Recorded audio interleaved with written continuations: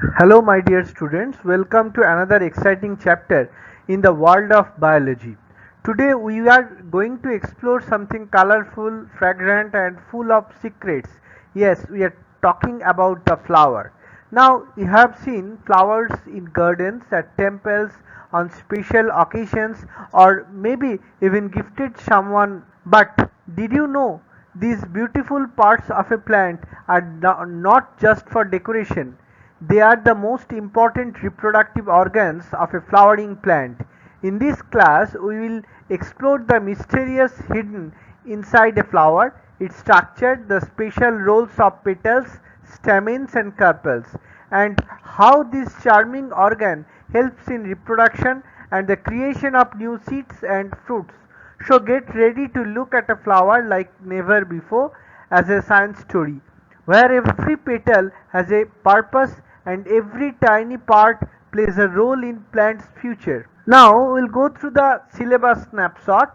There is structure of a bisexual flower, functions of various floral parts, complete and incomplete flowers, essential and non-essential whorls of the flowers, brief mention of inflorescence and placentation. Importance of flowers, the key points are: flowers are reproductive organs of flowering plants. They ensure survival of the species through reproduction. Most attractive and visible part of a plant is the flower. So what is flower? A flower is a specialized shoot where leaves are modified into floral structures. It is the reproductive organ in flowering plants and usually conspicuous, which is easily visible. So flower is a specialized shoot in which leaves are modified into floral structures. Parts of a flower. The flower is borne on a stalk or pedicel, which may sometimes be absent like in sessile flowers. The receptacle or thalamus is the solen tip of the stalk that bears the floral parts in four concentric holes. The four holes of a bisexual flower are: the first hole, they are the green sepals. They are collectively called as the calyx. Their function is to protect the bud. Second holes, it is brightly colored petals.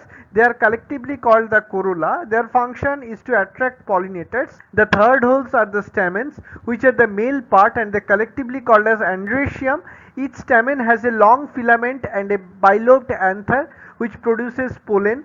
Fourth hole, carpels or pistil. This is the female part. They are collectively called as gynoecium. They are made up of one or more carpels, and each carpel has ovary, contains ovules, style, and stigma which receives the pollen. Complete and incomplete flower. Complete flower has all four holes, but incomplete flower, one or more holes are missing there. Essential versus non-essential floral parts. Essential parts, they are directly involved in reproduction.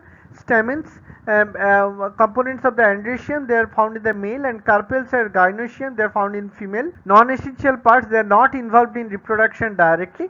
Sepals and petals, they help in protection and attraction of pollinators. Together, sepals and petals form the perianth. If perianth is colored, they are called as petaloid perianth, or if the perianth is green in color, they are called as sepaloid perianth. Bracts. Bracts are leaf-like structures found at the base of flower, and they may be green or colored, and they are not true flower parts. Bougainvillea and bracts. What appears to be bright colored petals in bougainvillea are actually bracts, leaf-like structures. The real flower is small, tubular, and lies inside the bract. Bracts are not part of the actual flower, but they may be brightly colored to attract the pollinators. Nectaries, which is found in nasturtium, nasturtium. Nectaries are specialized structures that secrete nectar, a sugary liquid that attracts insects like bees. They are usually located at the base of petals or pistils. In nasturtium, the flower is cut longitudinally to show nectar at the base, aiding in pollination. Sexuality in flowers. The male reproductive part, the stamens, they produce pollen which are male gametes, and the female reproductive part, they are carpels or pistil, so ovary bears ovules or female gametes. Based on the presence of these parts, flowers can be categorized as bisexual or perfect or hermaphrodite flower. They contains both stamen and carpels. Example, mustard. Unisexual or imperfect flower, they contains only one reproductive organ. There are two types: staminate flower, only male or stamens present, or pistillate flower, there is only female or carpels present. Example: papaya, palm, etc.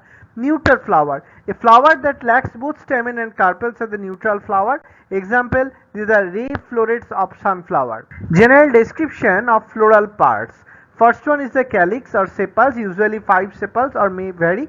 If the sepals are free from each other, the flower is called as polysepalous, and if the sepals fused with each other, the flower is called gamosepalous. If there is a second hole called as epicalyx, as in found in hibiscus, sepals may fall off like deciduous, or they can stay with each other persistent. When it is green, they help in photosynthesis and bird protection, and they are brightly colored sepals or petaloid. Example: gulmohur.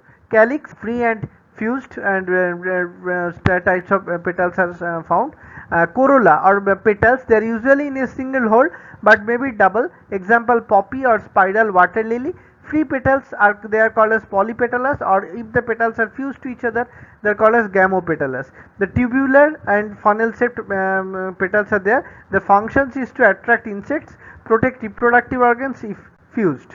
Androecium or stamen, it is a male reproductive hole made up of stamens, and each with filament, is stalk-like structure, and anther, tip part producing pollen. Anther is usually bilobed and contains pollen sacs. The variation in stamen number is common among species. Anther contains pollen sacs which produces pollen grains.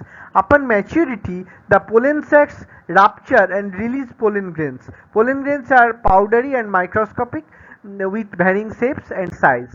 Types of stamen together, the cohesion of stamens. Stamens may be free, they are not attached to each other, called polyandrous.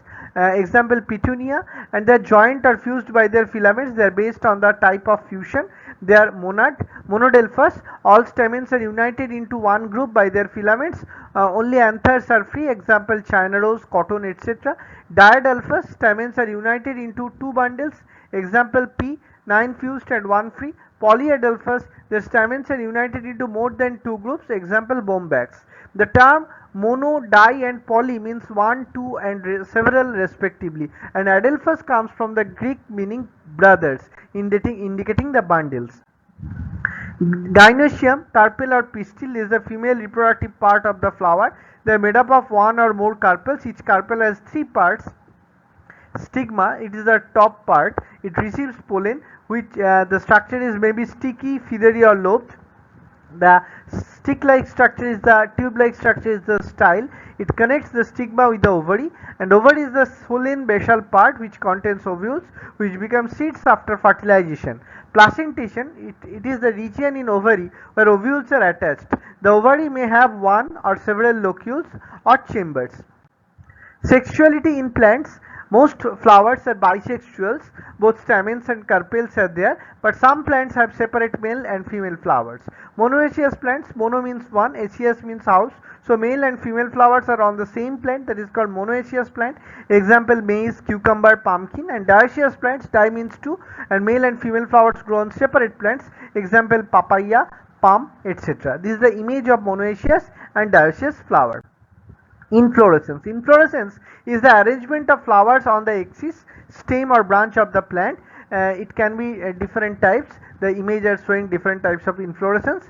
The second one is the placenta and placentation. Placenta is the specialized tissue inside the ovary of a flower. It is the region where ovules are attached after fertilization. The ovules become seeds and the ovary becomes a fruit. Placentation is the arrangement of ovules inside the ovary, and it refers to how and where the ovules are attached to the placenta within the ovary. There are 5 basic types of placentation found in flowers, like axial placentation, marginal placentation, parietal placentation, free central placentation, and basal placentations. Thank you, my dear students. All the best before your studies. Stay focused and keep shining. If you found this class helpful, don't forget to like, share and subscribe. For more, drop your questions or feedback in the comments below. See you in the next video. Until then, take care and keep learning. Bye.